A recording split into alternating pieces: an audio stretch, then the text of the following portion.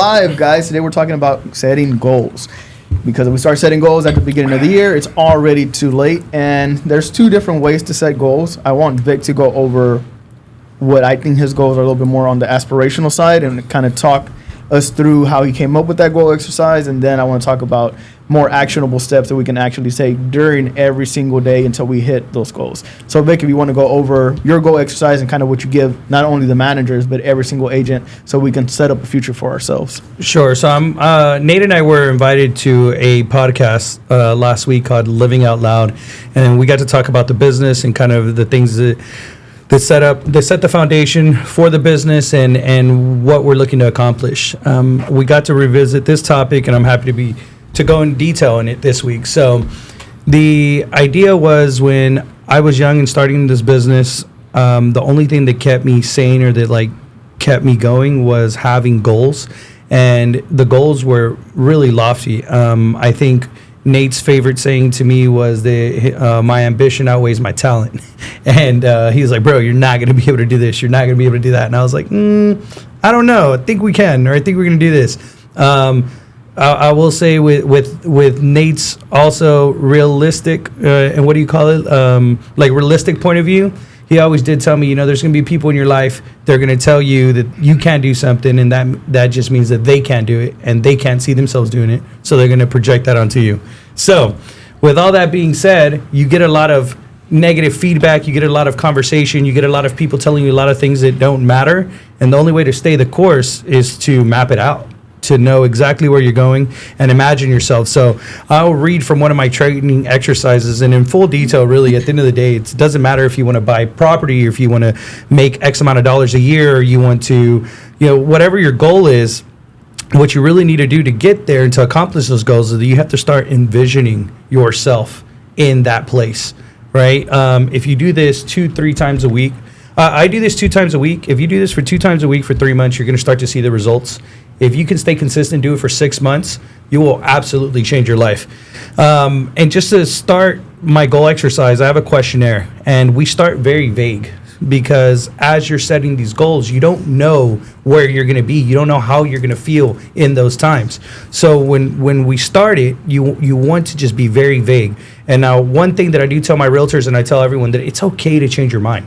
It's okay to start envisioning yourself in that position, and then you got to tweak a little bit. There's things that you're going to have to change in your lifestyle and in your process to fit this new life. You're going to discover things about yourself and about the business and about your schedule that you're going to have to adjust to be able to accomplish those. So when we start, I'm not going to go through the whole thing, but I'll go through a couple of the questions. So we talk about location, and Nate may remember us talking about this or not, but we talk about location. Where do you work?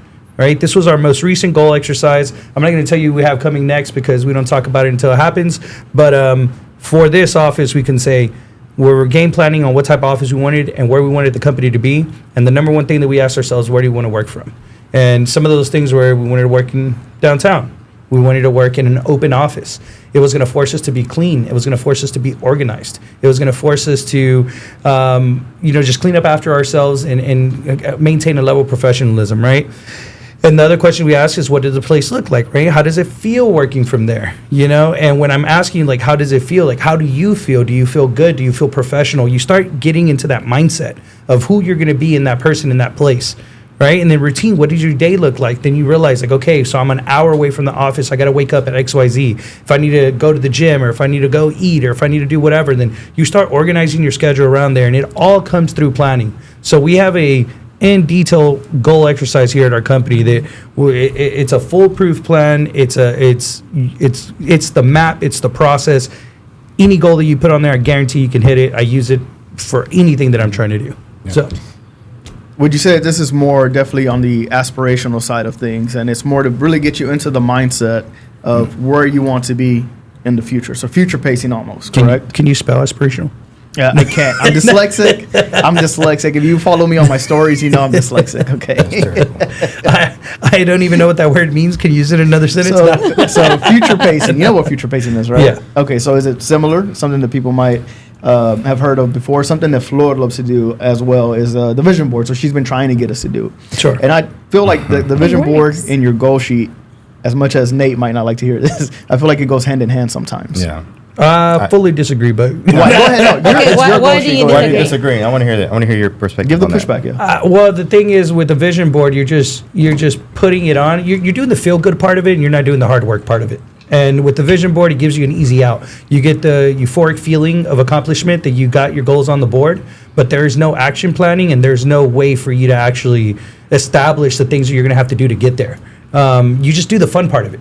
And not to say that you can't use a vision board to do this goal exercise or to put it in the work, but the reality of it is that people are lazy and they're not going to do it. Yeah. Honestly, I do personally think that it's like the perfect combination.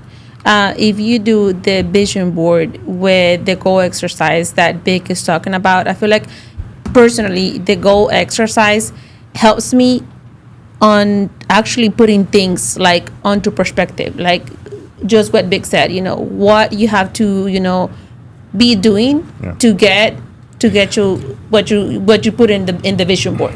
So I posted something, right? But I think it was yesterday or whatever, and I said it's not what I want. It's what it had to be, right? And the reason, and that just really correlates with where I'm at right now. I don't want to be here. This is if you were to go back 10 years, 15 years, right? And I mean, let's go further. Let's go 25 years, right? Where I'm sitting in a car dealership, waiting for somebody to pull up to sell them a car, right? If I would say, hey, my future, I want to be sitting in a podcast room, right, with you guys, that would not be my vision board, right? It would not be what I wanted. So, and the thing about it is that vision boards, like you said, it gives you kind of a feeling of like, what, today I worked for that and I'm gonna get it, right? Or and one thing I totally despise affirmations, right? It's just a bunch of crap, right? I'm putting it out to the universe and I'm doing this and I'm doing that. It's you're doing it for yourself to make yourself feel better about things. You're really not getting up and working for it. But okay, hold on there. Let me. I interrupt you that. Go ahead.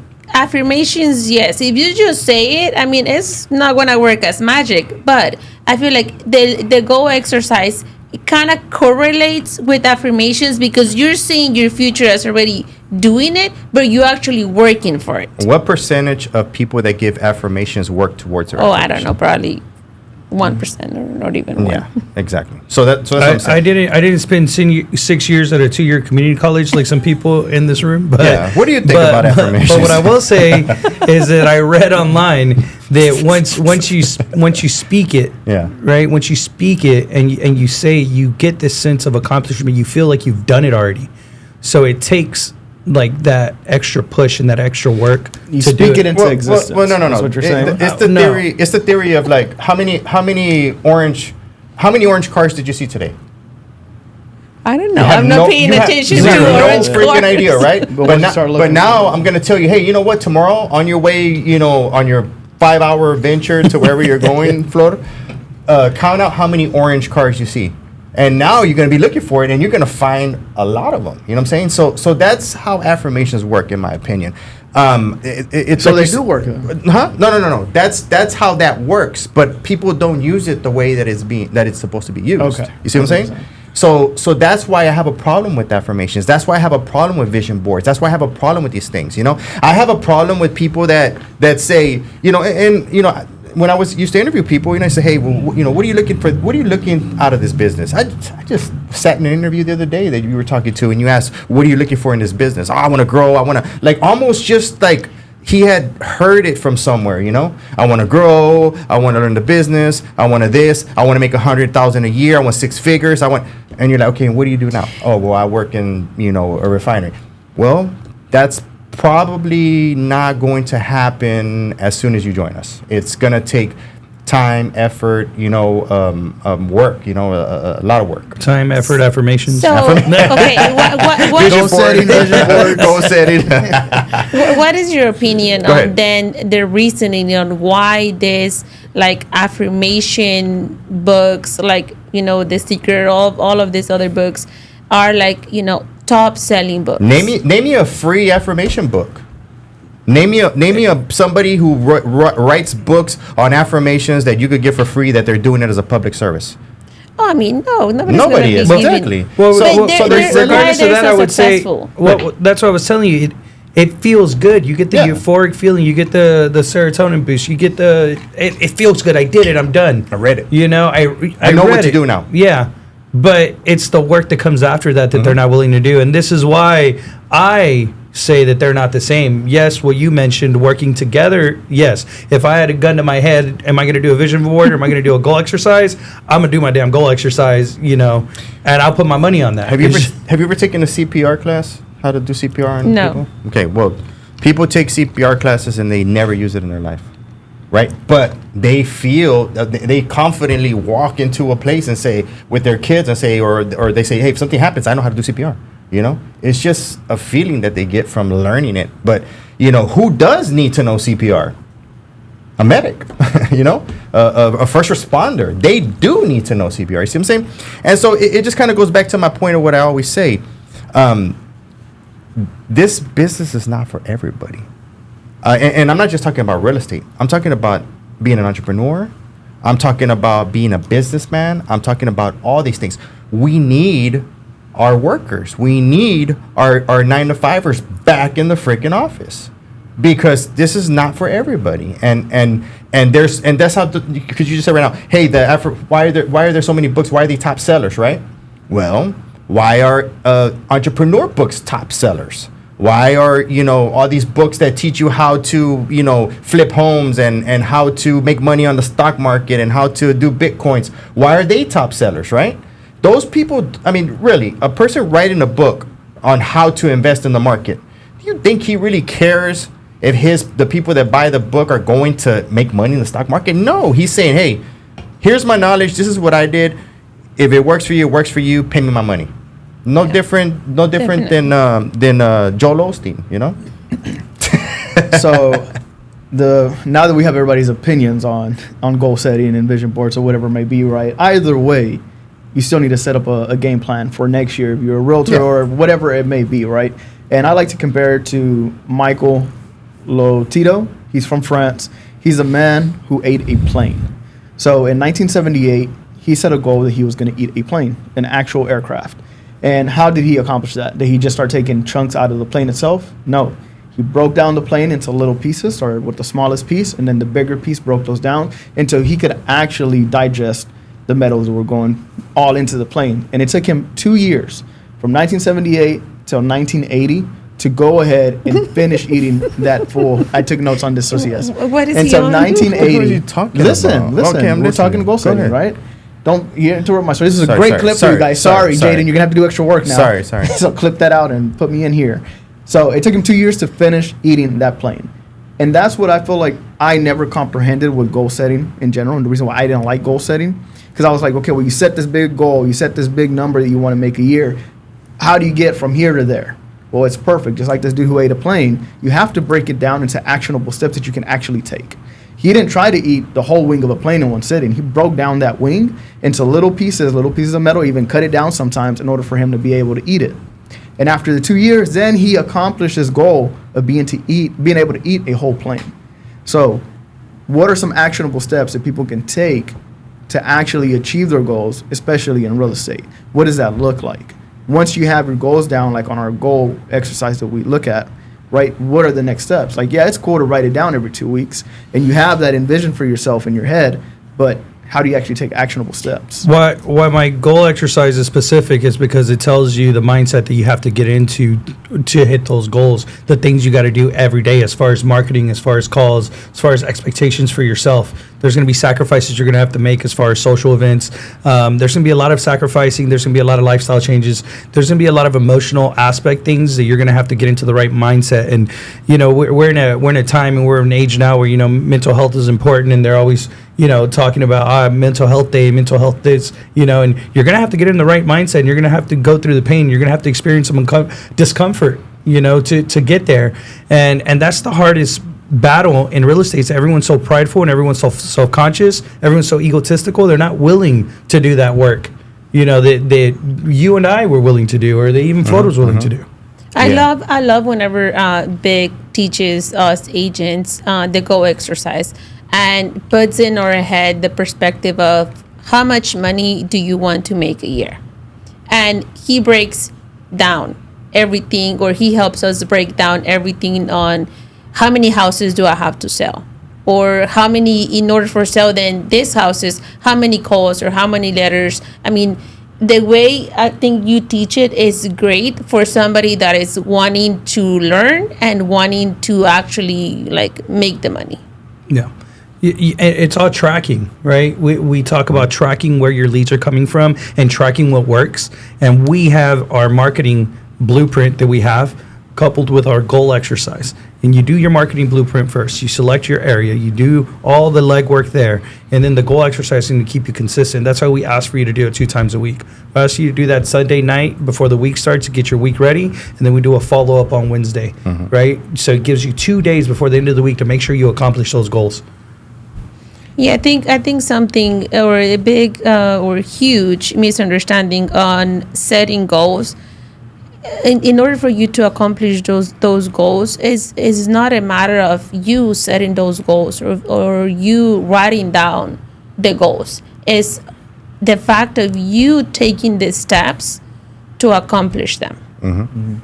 And I understand why people have the same sentiment that I do towards goal setting or affirmations, because I walked into an apartment the other day getting ready to list it, a condo actually, and when I walked into one of the rooms, there's glass doors with a mirror on it, and there's writing on there, "You are powerful. You are this. You are that. You are strong." And I was like, well, if you have to tell yourself that every day, more than likely you're not.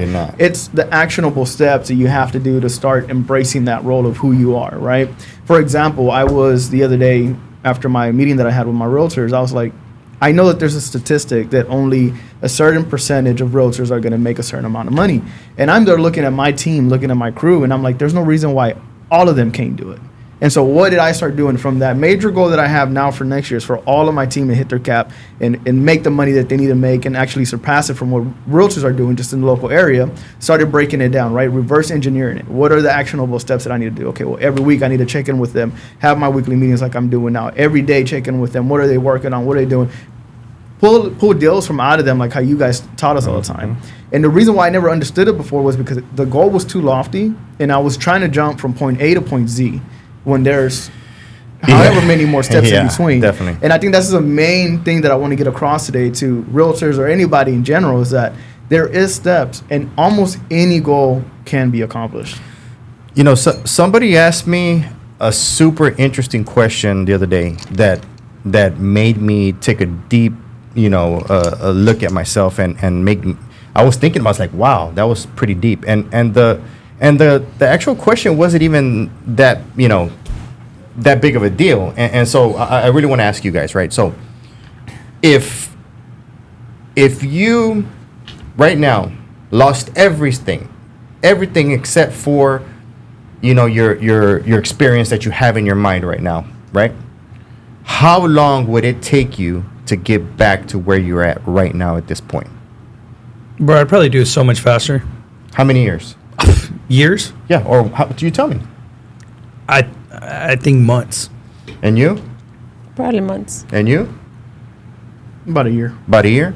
You know what I thought? I literally, man, the guy stumped me. I had never been asked that. I had never thought about that. My mind had really never been straight into that area. I looked at it and I said, you know what? I looked at him, I said, man, it will probably take me 5 years to get right back where I'm at. And he said, really? And he said, why? And I said, ego. I said, my ego. My ego would prevent me from doing a lot of things, And the thing about it is that your ego is, when you're in sales and when you're an entrepreneur, your ego is important. You have to have it, but it also can hinder you if you don't control it. I said, I went into further detail. I said, man, you know what? I would literally have to leave maybe my town or my state and just start a new career somewhere else. And even then, I'd still probably take me about a year or two because my ego would be so hurt You know, I would be so hurt with my ego that I would not be able to get back up. And I'm just being honest with myself. And that's something that's tough. That being honest with yourself is something that comes with age, right? And it's tough, but yeah, it's ego is one of the biggest problems in sales and entrepreneurship. It's a dangerous thing if it's not used right. Yep. No, the reason why I so confidently say months, it's because not that I don't have a big ego, because I definitely do, and talk my mess, and you know, and I'll definitely lick my wounds if you know when I fall. But the reality of it is that we started off in such a low place, you know, and I've been embarrassed, you know, we've been embarrassed, you know, for you know. Lack of better words, you know, I feel like I've been naked at my lowest in front of a lot of people plenty of times, and there's no amount of embarrassment, you know, that I can experience, you know, when you've experienced, you know, hunger, when you've experienced not being able to sleep, when you've experienced all these things that you've experienced in life. And I will say that, you know, those chip on my shoulders, those moments that I went through, it's what can confidently tell me that I'm willing to go hold a damn sign today if it's going to make me money tomorrow. I'm willing to do anything and everything, and even more so now because I have a young family depending on me, and I'll do anything for them. It just, at the end of the day. So, And you're watching the Vince McMahon documentary, right? Did you finish it already or no? I have not watched it. No? Who was the one who was telling me that it was good? None of you guys? I haven't seen that. No. Okay, well, anyways, I haven't seen it yet. Have you been watching the Menendez murders? Because No, I have not. you're wearing a Menendez outfit. No, bro. I've always wanted to let be me a find out you're wearing Harvard. your Halloween costume out here. I've always wanted to be a Harvard alumni, and I just didn't have the opportunity to be one, so I'm dressing. I'm like starting a that. fraternity here at Lionsgate Realty. You'll be I my would first guy. 100% be a part of it. That's all I've ever wanted to be. He's a pledge. That's all I've ever wanted to be, was part of a fraternity. But yeah. So, anyways, in the Vince McMahon documentary that they're doing, they said that, like, one of the reasons why he was so successful is because he would start 10 or 20 businesses, you know, while he was running the WWE or whatever it was. And anytime he took an L, he said he didn't feel it, because by the time like that actually hit him, he was already on to the next thing. And that's how he was able to become successful, because he was always looking for the next thing. If one thing failed, he didn't care about it. He didn't let it affect him. He learned from it, and he continued to move forward. Yeah. So I think that's what, like, especially with somebody like him, which is crazy, because if you watch the character that he plays, it's all egotistical. But at the end of the day, for him, it was all numbers. So he didn't care if people looked at him crazy. And I think Donald Trump has the same thing. I mean, look how much stuff that dude has done. I mean, look at him serving fries at McDonald's the other day. There's so many presidential candidates that won't be willing to do that. Look at him on Flagrant, right? And it makes you almost human to the public. Yeah. And it Yeah. also makes you aspirational as well to other people. So That I think that's a great quality to have. That would be the ideal way to do, you know, real estate transactions as well. I mean, if, you know, you have something on your plate that one is falling through, I mean, you already have something else that you're going to, you know, pick up. That is exactly how you need to look at real estate transactions. We talk about not counting your checks until they're actually then, because if they fail, it doesn't matter. Go get another sell. And that is quite possibly Nate's all-time favorite quote here at this company, which is, "What the fuck does it matter? Go get another one." Go get another one. You know? Yeah. So- Don't worry about what you're waiting for. So I will say this, you know, Nate had a interesting story about, you know, moving a couple weeks ago. I don't remember, we were talking about people asking you to move. I don't know if it's just because of how I started in this career, and, you know, I've just always held myself to a certain level. No one's ever asked me to move, oddly enough. And I would 1,000% absolutely help. Maybe because I've never helped anybody move. I just never have. And I even enjoy moving. You know, my wife will say I enjoy it because she does all the work, but I like it. It's fun. I like decluttering. I like getting rid of all the old stuff. I like, you know, my new spaces. I like that, you know, when it's planned and it's time, right? But I had a friend call me the other day and needed some help moving. And I was like, yeah, sure. And when I got there, I was like, "Oh man, you doing?" Guys, like, "Bro, I called every freaking body, bro, and I'm so thankful that you showed up. I'm like so thankful." And I was like, "Bro, you should have called me first. You know, like, it's no big deal." And he said, "What?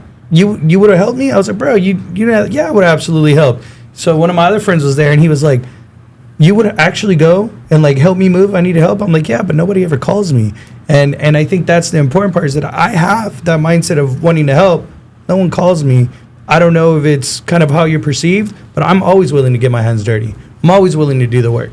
Always. It's probably because they see you as, as a busybody, that you're like everywhere, and they think, how is Vick going to have time to come and help? You're too busy to be doing anything, bro. I think if people know me, they know that I'm helpful. So I was shocked to hear that some of my close friends would not call me. I was kind of offended. But with that being said, do not call me. I am too busy.